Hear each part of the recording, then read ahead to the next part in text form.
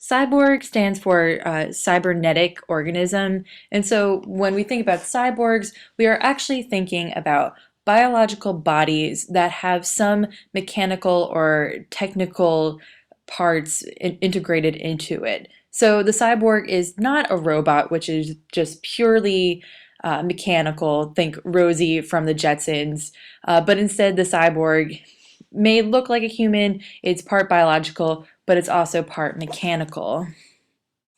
The cyborg is particularly interesting because we have to think how people in the 21st century are already becoming cyborgs.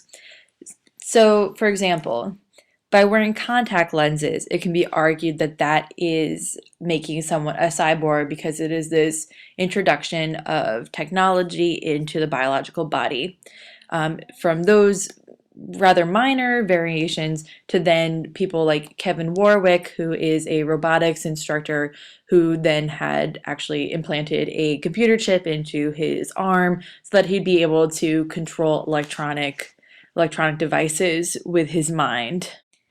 So the cyborg has become this figure of cultural imaginary based on Donna Haraway and her idea, the Cyborg Manifesto.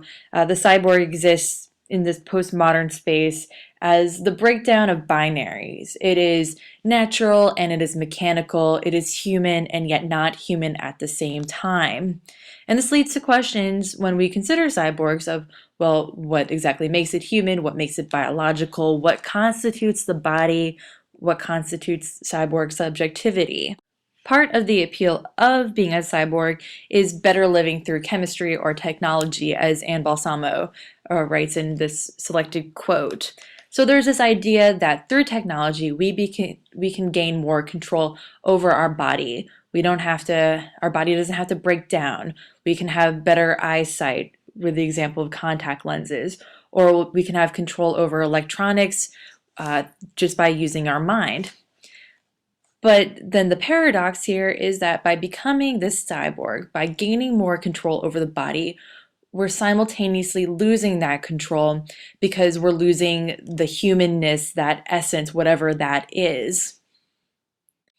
So the cyborg has very real implications for the 21st century in terms of legal scholarship and medicine and citizenship. So, for example, who is a citizen? Can cyborgs be considered citizens? If you look at the US Constitution, it says that only a natural-born citizen of the United States may be president. Well, what does natural-born mean?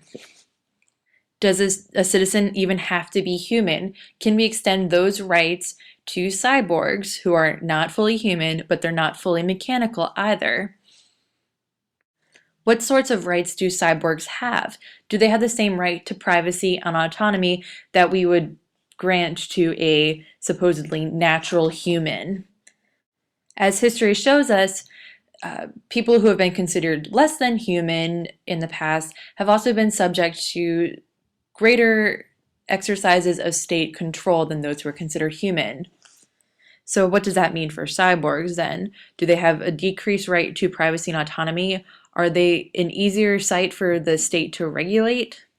So the important takeaway from this section from cyborg theory is that in the 21st century, due to the increase of technology, to some extent, we're all becoming cyborgs, and we have to question what that means for our identity as human.